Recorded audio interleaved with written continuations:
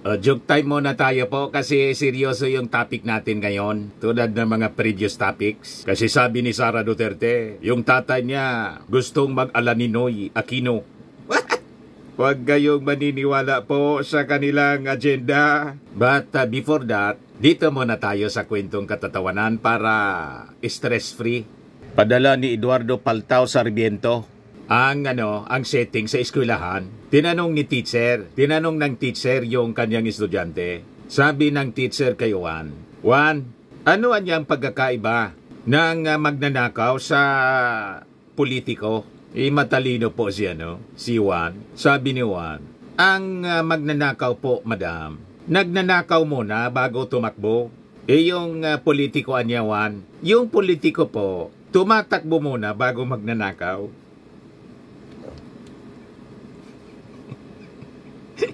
Joke man lang po, baka mapikon yung baka mapikon yung mga politiko po Hindi man po lahat. Di man lahat, may mga politikong sincero pa rin. Para hindi tayo maipatawag ng Congress. Wala sa atin yung generalization. Laging may exception po. May mga matitino na politiko. Di ba? Matik na, 200 po. Kasali ka na sa monthly draw. 5,000 yung mabobonot natin.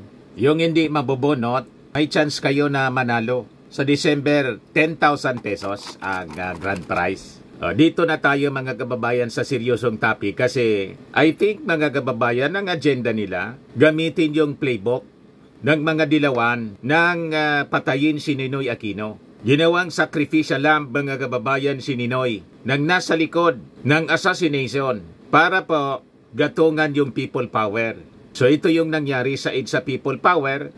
After na mapatay si Ninoy, alam na ninyo yung kwento, noong 1983. Then after 3 years, mga kababayan, nag-EDSA People Power, 1986. So malamang ito yung target nila, tularan mga kababayan, ang nangyari kay Ninoy. And in 3 years, through propaganda, lies in propaganda mga kababayan. Tulad ng EDSA po, yung EDSA 1 po, based on lies in propaganda. Hindi man po si President Marcos Sr. po yung nasa likod ng assassination. Kahit po yung Plaza Miranda bombing, mamaya ibigay ko po sa inyo yung mga detalye niyan para basagin natin ang playbook na gusto nilang gamitin, playbook ni Ninoy. Gagawin na sacrificial lamb, sidigong, pero hindi nga po akma yung lamb kasi yung lamb po, tupa, maamo.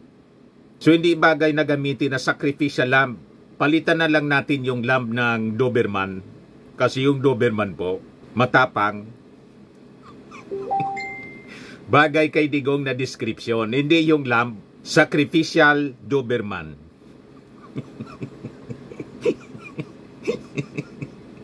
Di ba? Mga kababayan, ito yung sinabi ni Sara Duterte doon sa The Hague. Nagtipon-tipon yung mga OFW from all over Europe. Ang sabi, nag-2,000 din yung mga pumunta doon sa park ng The Hague. Ayan po ang balita dito. 2,000 daw yan na nagtipon-tipon. O to si Sara, nakatayo sa upuan. Nagmi-meeting siya. Sabi dyan, you could end up like Ninoy Aquino if you return to the Philippines. BP Sara warns her father who continues to yearn to come home. Duterte says he's ready. So be it. Yan ang post po ni MG Kiambao Reyes na isang fake news peddler. Pinatawag ng Congress po. Iyak ng iyak. Front ni ni Congressman Abante. Ayun, nagsorry po. Inamin na mali yung mga pinapakalat nilang mga kwento. O ngayon, walang kadala-dala. Nagpakalat na naman ang agenda.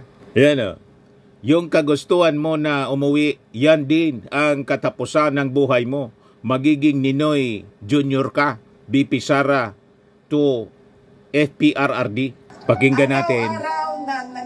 Sa mga araw na nandoon ako, isa yan sa paulit-ulit niyang sinasabi, kailan mo ako mapalabas dito dahil darating ang eleksyon, mag-mayor pa ako ng syudad ng Davao. Bring him home! Bring him home! Bring him home! May background pa po para appealing to emotions. Ganon ang drama nila. Sabi ko din sa kanya yon pa. Sabi ko, yung kagustuhan mo na umuwi, yan din yung katapusan ng buhay mo. Magiging Ninoy Aquino Jr. ka. At sinabi niya sa akin, sabi niya, kung ganyan ang kapalaran ko, then so be it. Basta lang mauwi ako sa Pilipinas. So, malinaw ang agenda po ng mga handler ni Digong. Kasi matanda na po si Digong. Baka gusto nilang gawing sacrificial Doberman. Si Ninoy Aquino ang tawag sacrificial lamb. Pero si Digong hindi akba po sa kanya kasi maisog po, matapang. So, ang matapang po, hindi man po tupa ang matapang. Ang matapang, Doberman. Kaya sacrificial Doberman. Huwag tayong kakagat, mga kababayan, sa playbook nila na gustong mangyari. Mag-aala ni Noy. Tapos ituturo na mastermind yung ating Pangulong Bongbong Marcos. Tulad ng ginawa, mga kababayan, ng mga dilawan, itinuro po yung tatay ng ating Pangulong Bongbong, si dating Pangulong Ferdinand Marcos Sr. Ngayon ang tanong, napatunayan ba ng mastermind ng otak sa assassination ni Ninoy si Marcos Sr.? Hindi po, mga kababayan, kasi malabo na gawin yon ni Marcos Sr. kasi matalino po yung tatay ni BBM. Ba't naman ipapapatay si Ninoy Aquino? Pinagamot niya nga sa Amerika. At tumihingi pa ng pera. Kabrad po sa fraternity. Tumatawag, mga kababayan, para humingi ng pera. You see? At winarningan pa, mga kababayan, na huwag siyang uuwi kasi baka may magsamantala. Yun na nga po yung nangyari. Nagpilit si Ninoy na umuwi, so nangyari po yung assassination. Isinisi nga po, mga kababayan, based sa historya, sinisi kay Marcos Sr. Pero hindi man po napatunayan. That playbook, yun ang gustong ulitin. Gustong maging hero. Una, maging tulad ni Dr. Jose Rizal. Pero ngayon, nag-iba ang kanilang script. Gustong tularan si Ninoy para sisihin po yung ating Pangulong Bongbong Marcos. Huwag kayong kakagat sa kanilang playbook po. Just like nung panahon na nagkaed sa People Power 1, it is based on lies in propaganda. Hindi man po totoo. Nag-alsa yung mga tao believing na ang mastermind po si Marcos Sr. Kaya pinatalsik nila. Naging successful po yung EDSA People Power 1. Hindi dahil, mga kababayan, napatunayan na mastermind si Marcos Sr. sa assassination. Kundi, umalis na lang po yung dating Pangulong Marcos Sr. para maiwasan po yung pagdanak ng dugo. Tawag dito sa amin, nagpaunod na lang, nagpakumbaba na lang po. Kaya nangyari po yung bloodless revolution. And based sa investigasyon, mga kababayan, hindi po napatunayan ang mastermind po si Marcos Sr. Ayan po, August 20, 2014, a look back at Ninoy Aquino's murder, published by Philippine Star. Ito yung bagong revelations, mga kababayan. Sabi diyan, Roberto Olaguer, a chaplain who visited the inmates at the new Bilibid prison, would later reveal details about what he learned from Sergeant Pablo Martinez, one of the men convicted of Ninoy's murder.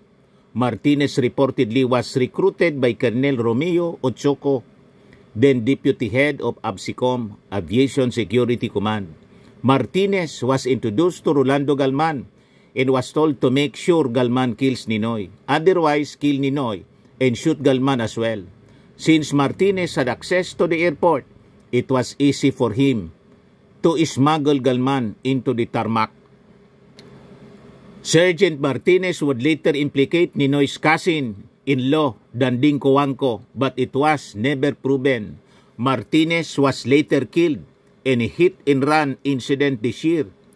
He was hit by an SUV. So ang itinuturo po, kaya lang ayaw nang paimbestigahan ng pamilya Aquino. Ang tinuturo pong sabit, hindi man po si Marcos Sr., si Danding. Yan o. Sergeant Martinez would later implicate Ninoy's cousin-in-law, Danding Coangco, but it was never proven.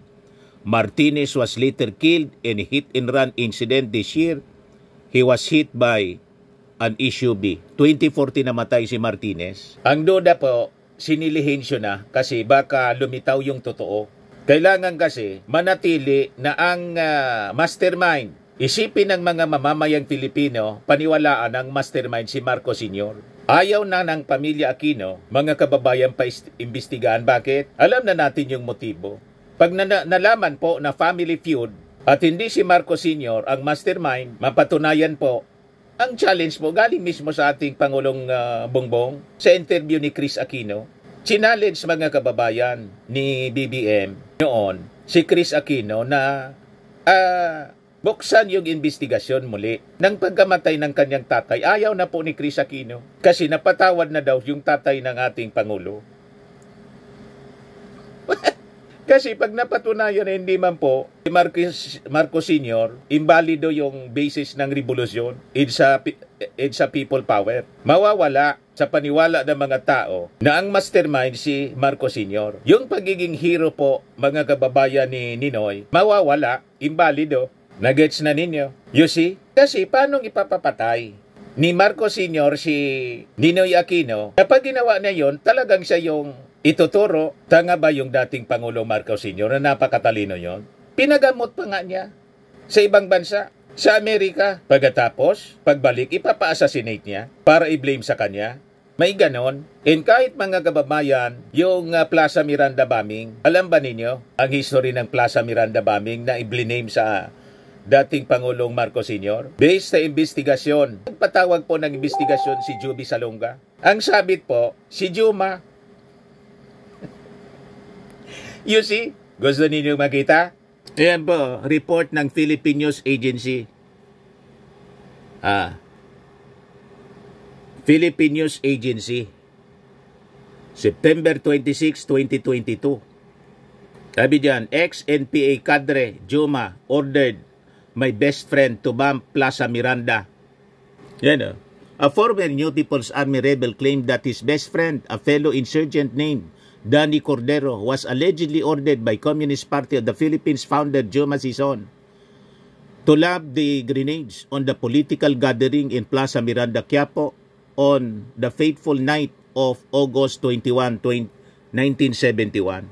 Bakit nila ginawa? Para gatungan yung revolusyon. Isisi, galitin yung tao na nagpabomba sa Liberal Party meeting di Avance, yung dating Pangulong Marcos Sr. Kita ninyo kung paano nila ginawa. Ginawang sacrificial lamb yung mga namatay doon. Siyam yung namatay. You see? At si Juby Salonga, mga kababayan, naging guest ko rito sa Legazpi, sa radyo, nung kumandidato sa pagka-presidente. Tinanong ko siya, sabi ko, Senator, ano nangyari dyan sa kamay mo? Bakit nangaputol yung daliri mo? Ituan niya, Mr. Maravillas, yung sinapit ko sa Plaza Miranda bombing. Butian niya, nakaligtas ako. Nabulag siya, mga kababayan. At si Juby Salonga nagsagawa ng investigasyon. Senate investigation mismo. Napag-alaman na hindi man po si Marcos ang author, ang mastermind. Kita ninyo, nagsulat siya ng libro. Kung di ang itinuturo, ito na nga po, si Juma. So alam ng dating Pangulong Marcos Sr. kung sino yung mastermind. Yan o, Plaza Miranda bombing, Wikipedia. Ano sabi? Diyan, Marcos blamed the communists and subsequently suspended the privilege of writ of habeas corpus. Kaya po dineclare yung martial law. Gumawa sila ng kaguluhan, sila man lang yung gumawa. Pagkatapos isinisi sa Marcos. Yon ang magiging playbook dito, mga kababayan, sa issue ni Digong. Yon ang nakikita natin. And by the story na pinapalabas ni Sara Duterte, mga kababayan, huwag maniniwala sa ganyang uri ng kwento. Kasi binibilog na po yung isipan natin, ang mga mamamayang Filipino, na pag may nangyari kay Digong, halimbawa magpilit na umuwi, which is impossible naman po, o halimbawa may mangyari, i-blame po sa ating Pangulong Bongbong Marcos. Never believe. Ito po, sabi rito, some prominent personalities lay the blame on the Communist Party of the Philippines under Juma Sison. Jobito Salonga, in his autobiography, stated his belief that Sison and the CPP were responsible. Kita ninyo? Yun ang lumabas po sa investigasyon. Kasi nga po, mga kababayan, may pumunta mismo kay Joby Salonga at nag-testify. Kaya nagsulat ng libro si Joby Salonga. Madaling sabi, with that testimony, naging malinaw kay Joby Salonga na hindi man pala si dating Pangulong Ferdinand Marcos Sr. ang utak sa Plaza Miranda bombing. Kita ninyo? Na noon, pinaniwala sa pamamagitan ng walang tigil na fake news. Kaya kailangan pong labanan natin ang fake news. Ngayon, inuulit nila. Alam ba ninyo na nagkaid sa people poweran dahil sa fake news? Inakusa yung ating dating Pangulong Marcos Sr. ng pagnanakaw, ill-gotten wealth, na lahat ng kaso po napawalang sala ngayon. So, ibig sabihin, gawa-gawa yung mga kaso para galitin yung mga tao. At pati yung Plaza Miranda bombing, isinisi sa kanya. At pati yung assassination kay Ninoy, isinisi sa dating Pangulong Marcos Sr. Yon ang magiging playbook sa ngayon po sa isyu ni Digong. Nagets na ninyo? Huwag pa biktima po sa mga sinungaling. Huwag pa biktima po sa kasinungalingan, sa fake news po, sa propaganda. Sabi po dito sa nabasa natin, the most dangerous liars anya are those who think they are telling the truth. Alam na ninyo kung anong uri sila ng mga tao. Ang pinakapeligroso daw na sinungaling, yung mga sinungaling na paniwala nila, nagsasabi sila ng katotohanan. O diba? Sabi ni Aminata Foma, lahat ng sinungaling o liars lie to protect themselves, to shield their egos from the raw pain of truth. Lahat ng sinungaling daw, ganon. Nagsisinungaling sila para ano? To shield their egos from the raw pain of truth. Yan ang namumuhay sa kasinungalingan po. Ganon ang natura po nila. Kaya beware sa pakikinig po sa mga sinungaling. Proven po silang mga sinungaling. Gusto ninyong mapakinggan ang harap-harapan na pagsisinungaling? Ayan po, harap-harapan na pagsisinungaling. I did not make an assassination threat to the president. Sila lang nagsasabi niyan. Sila lang nagsasabi may assassination. Sila nagsasabi may assassin, may gunman. Next po, GDB. Not say that. Huwag kang mag-alala, ma'am, sa security ko. Kasi may kinausap na ako na tao. Sinabi ko sa kanya, kapag pinatay ako, patayin mo si BBM, si Lisa Araneta, at si Martin Romales. No joke. No joke. Nagbilin na ako, ma'am. Pag namatay ako, sabi ko, huwag ka tumigil ha. Hanggang hindi mo mapatay sila. And then he said yes. Tapos, maniniwala kayo sa kwento ni Sarah? Maniniwala kayo dito sa kwento na gustong mag-ala ni Noy? Na ang playbook, mga kababayan, uulitin nila yung kwento ni Ninoy na isinisi, mga kababayan, kay Marcos Sr. yung pagkamatay. Nan totoo, mga kababayan, based sa mga investigasyon, hindi man pala may ibang pangalan na lumitaw based sa revelation, mga kababayan. Kaya lang hindi na natin matanong kasi lahat na sila patay.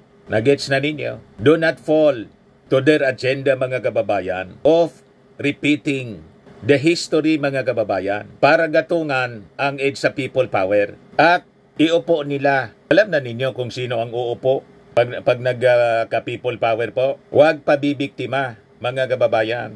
Tama pa. Pakiusap sa mga Marcos loyalist sa nagmamahal sa ating Pangulong Bongbong Marcos. I-share ninyo itong i-share na ating video at mga videos ng mga Marcos vloggers para malabanan po natin ang mga black propaganda at masamang agenda po na niluluto nila. Yan ang pwede ninyong maitulong. Yung 31 million Marcos supporters. I-share lang po ninyo. And click subscribe dito po sa ating YouTube channel. Tama po? At itong ating programa, mga kababayan, atid sa inyo nitong ating mga sponsors. Fairmax, Firming and Lifting Cream. Pinapay po sa mga pulses in affected area. Mahinang po ito sa mga pains at paninigas ng mga kaso-kasuan. Ito sa mukha naman yung application, anti-aging, Automax po siya. Ito ay Glow 60, mga kababayan. Whitening po siya. made in South Korea. Ito naman po, Ningxia Red Mix Fruit Drink. Gawa po siya sa goji berry. May anti-cancer properties po siya. At sa mga nagana po ng malinis and spacious fitness gym, pumunta lang po kayo sa aming Colossal Fitness Gym. May Grab car rental din po kami. At bills payment po sa aming office. At saka sa mga mahilig po sa mga imported bags, manood po kayo sa live selling ni Madam Aileen Rosales sa kanyang Aileen Closet po. Pati mga shoes, ito yung kanya po. Ito yung kanyang page. Kita ninyo, napakagandang mga online selling po siya. Si Madam Aileen Rosales. At cellphone number niya po, 773-798-7816.